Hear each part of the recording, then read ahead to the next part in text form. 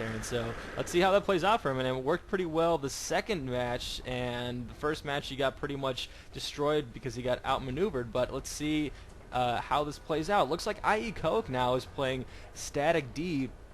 He is worried about a Zerg push, which he definitely should be. I don't think the Zerg player should be so defensive right now. He has the economy advantage. He just took out the Terran player, so he has the army advantage right now. I think what would really benefit him is some scouting, send out an Overlord, see what the Terran player has. But these bunkers are coming up, so his timing window for this push is actually very thin. So I don't think that he should have waited here. He has all these banelings. Even if he just sends those in plane to right here without those bunkers, he probably would be able to wipe out almost all of this, and the rest would be able to be helped out with those Hydralisks and Roaches. But Phoenix is choosing not to go out right now. He is instead macroing up, which is also what he should be doing. He should be trying to stay ahead of the Terran player, but I really think he should have attacked right here, or at least done a little bit more scouting. And the Overlords are moving out across the map. I don't think that they have their drop research if the Zerg player is trying to go super macro or something like that. But there's no drop research right now. Both players not really scouting all that much at this point. One Zergling is staring down these bunkers. He's like, let me at him. Come on, Queen of Blades. And he was just too much of an eager beaver. He got exploded by that siege tank. And SCV exchange coming out here, so both players actually pretty even on the macro game as we speak. And here comes the Zerg force, but I think right now they are pretty much equal. We look at that food count and it's 117 to 113, so both armies are pretty equal in size. The Zerg player just pumped out a couple of more units. This composition fairly good against the siege tanks, but what I would like to see, since Phoenix is holding off so much on this, I would definitely like to see a push for some tier 3 play. So maybe some Ultralisks or some Broodlords will be what he should do. And I think that's exactly what Phoenix was doing. He read my mind. He is going to go for that Hive Tech and try to go for some big unit. If you find yourself holding off a lot of the times, and you don't want to push like this, because both players right now are pretty much evened up and they have even amounts of army and macro, it's better to just kind of wait if you have missed that timing window. iEchoic, here he is, putting on the pressure. He's got those Hellions. He probably has pre-igniter, so all those drones are going to be able to get toasted down, and those 4 Hellions could easily take out that Queen. I don't really think he needs to micro against it all that much, but he is not wasting any time. Here comes the rest of that Zerg force, or a couple of Roaches at least. So the medevac drop did some decent damage, but there really aren't that many drones mining out here. So here is the response. We are definitely going to see Ultralisks this battle. I absolutely love to see Ultralisks. They're just so fun to watch on the creep. They move so quick and they're so huge, so that would be definitely good to see. And here are the Thors. I guess that is the Terran response to tier 3. He is scanning right now to see what the Zerg player has. So Thor's definitely a good mix, trying to eat up some of the Baneling, the Baneling acid explosions coming in on this mix. So he's pretty much vacant of Marines right now. He has Marauders, Thors, Hellions, and tanks. So he has gone to a pretty meaty build right now to try to counteract those Banelings. So good macro play by the Terran player here. And Phoenix this Overlord apparently is eating tons of Chipotle and just can infinitely poop. I mean, I don't know what they do to be able to do this all day, as long as they want. But here is iEchoic in a really good position. He does have this planetary fortress. This is going to be really tough for the Zerg player to take down without those Ultralisks. So and this is like a Zergling rave going on right here. I mean, these guys are just having a blast. So the Ultralisks are being upgraded. 7 Ultralisks being constructed right now. Holy crap, 7. So iEchoic better watch out, because the Zerg player is going to be able to do a lot of damage here. He does have this static defense here, but I think that would really hurt the Terran player honestly, any place where Phoenix decides to attack, I think would be pretty good for him. I would like to see a scout out here, because if he can just bust through this, get some good positioning, and get those tanks out of siege mode, he would really be able to do a lot of damage. I don't think that going headfirst here on this position would be the best, but he doesn't have much of a choice. iEchoic is now encroaching in on this creep, so the Zerg player is going to have to engage or back off. Let's see what he decides to do. The Terran is trying to force an engagement here, trying to pump out some, trying to get some Banelings here, and all those Hellions are going down, and the Ultralists are storming the Marauders, are trying to take him down. That Thor does go down, tons of tanks and Marauders left, but how is Phoenix going to be able to take this force on? Actually, iEchoic is now in a very difficult position. Those Ultralists are just beasting away at that Marauder ball. Only one tank left, a couple of stim infantry going on, one planetary fortress against 4 Ultralists and a couple of Zerg units. How he's going to be able to do this? Headbutt going, smashing on this planetary fortress. Those SCVs are trying to scramble for their life. Those Ultralists are trying to kill the SCVs as well, and headbutt all over the place on this planetary fortress. Just looking at the health bars right now, unbelievable. This planetary fortress is still staying up and taking out those Ultralists. Oh my god, I can't believe what is happening right now. Those Ultralists are having so much trouble taking on the planetary fortress, and the rest of the forces here, oh my god, wow, that was amazing to see one planetary fortress basically fend off an entire army, while it bought time for the rest of the Terran force. Macro, macro, macro. Yes, Phoenix, that is what you should be doing. Actually, he is making more Ultralisks, but I would like to see some more expansion out here. If he did have the Overlord upgrade, I'm not sure if he has it. He still doesn't. What really is hurting him right now in the game is that he needs to take this expansion and this expansion as well.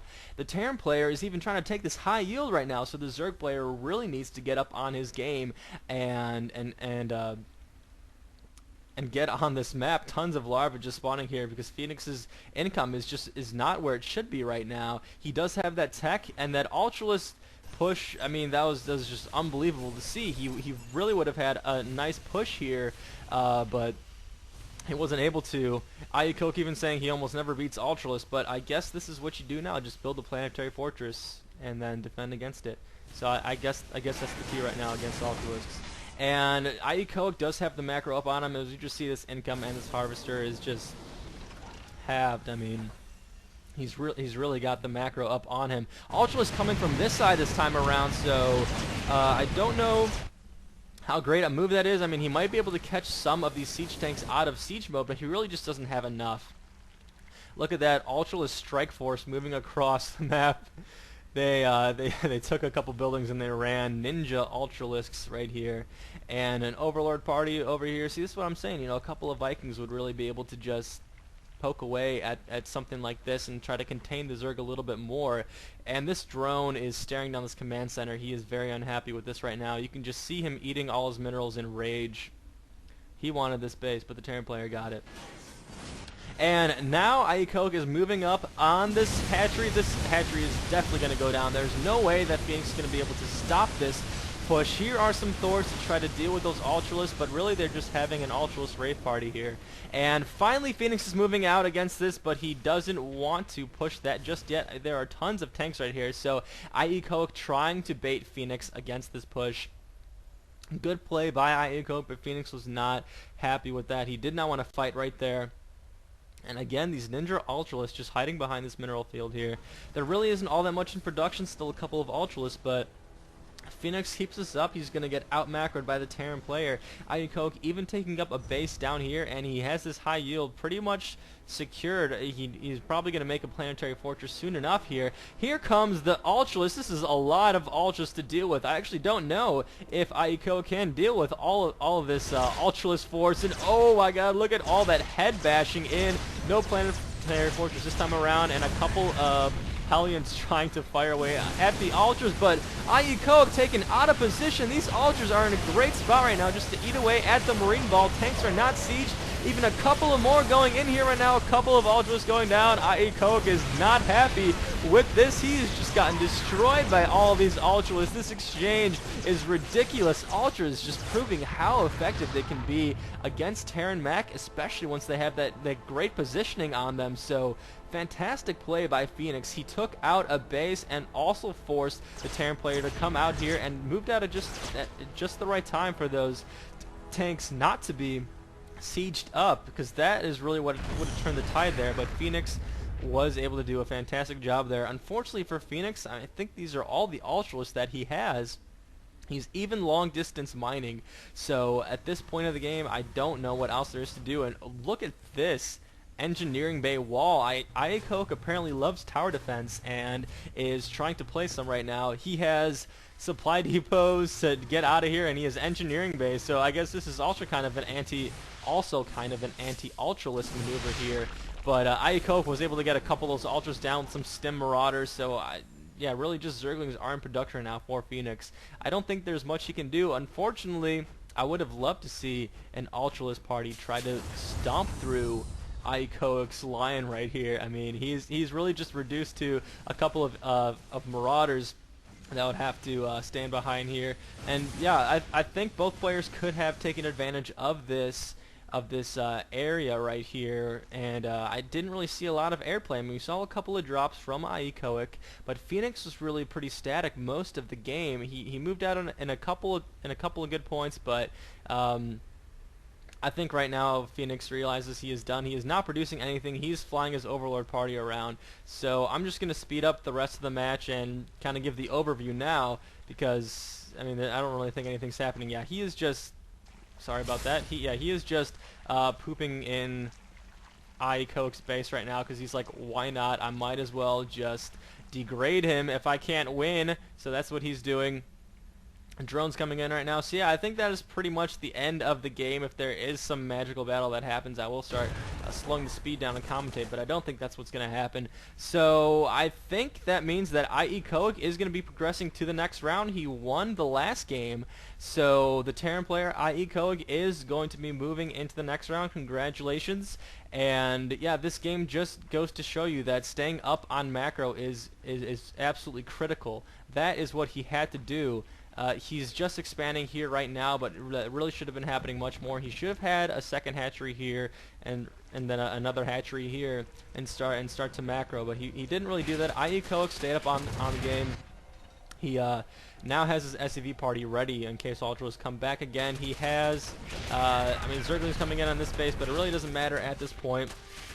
The Terran player has the only mining base right now with the Planetary Fortress. There's no way he's going to be able to get back. Food count is just not a contest. So that is it. Hopefully you guys enjoyed this cast. I am Maze from Maze Esports. I will put my channel in the link of this, or I'll put my channel link in the bottom in the description of this video. So if you guys like my commentary and want to see some of my own stuff, then please go visit my channel and subscribe. Thank you guys so much for watching, and stay tuned for the next match.